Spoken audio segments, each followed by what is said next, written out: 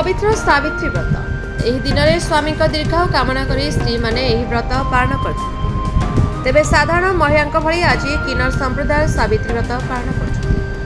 किन्नर संप्रदाय आज दिन में निजर गुरु को निजर स्वामी भाव ग्रहण कर व्रत करते। एही क्रम में अनुगुल जिलार किन्नर संप्रदाय साधारण महिला परी नूतन पोशाक परिधान करने सहित सजे होई एकत्रित भाव एही व्रत को पालिछन्ति।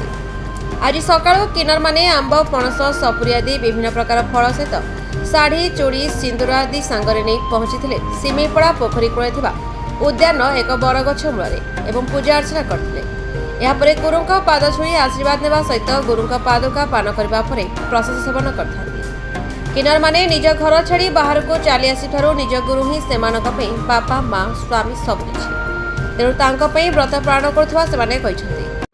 आज हूँ एक पवित्र दिन। आज हूँ सावित्री व्रत। यही सावित्री व्रत अमावास्या तिथि पड़ी था। यही व्रत को आम अनुगुल जिलार किन्नर भौणी मैंने आम बहुत धूमधाम पालन करें कहीं व्रत गोटे जमी नारी जमी स्वामी दीर्घ आज जीवन जमी व्रत रखी थाए आम भी किन्नर मैंने प्रथम आम अनुगुल जिले में आम माँ मान आम गुरु बोली मानु आम ये व्रत रखी था। द्वितीय आमर जी पार्टनर कि आम जीवन साथी जी आम व्रत रखी था कहीं व्रत रखिले आमको बहुत आनंद मिले और बहुत खुशी मिले।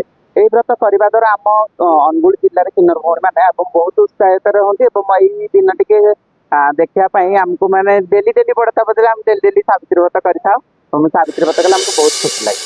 सावित्री व्रत हूँ आम प्रत्येक ज्येष्ठ मसरे पड़े अमावास्या तिथि तेणु यही व्रत आज प्राय आम 16 वर्ष है कर कहीं यही व्रत कर केवल जे स्वामी मानक दीर्घायु मनाती पूजा करा जाए जेहेतु आम किन्नर आमर इष्ट देवी माँ मुरगीनाथ पाद तले मोर कोटि कोटि नमस्ते।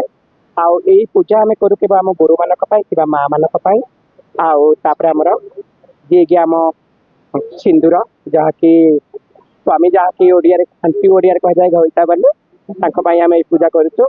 तेणु ये पूजा कर आमको बहुत आनंद मिलूँ कहीं जमी गोटे नारी ता स्वामी पूजा करमी कि सत्य प्रत्या दापर चली आसी आमर कई जुगर भी चली आसी कहीं जेहेतु सावित्री स्वामी की सत्यवान को जमराज मुखर फेरे आनी सेटा जमी पूर्वापुरुष प्रयास चली रही से प्रयास आम भी माने जारी रखीचु। ये पूजा करने द्वारा समाज कल्याण समाजर माने समस्ते केमती खुशी रे आ समस्त आयुष दीर्घायु निमंते ये पूजा आम करूँ। ये पूजा करी आम गुरु मानक आम माँ मानक मो झील मानक समस्ते खुशी रे रुहतु ये हूँ मोर कामना। अनुगुल दीपक रंजन मिश्र का report the Republic Odisha 24 news.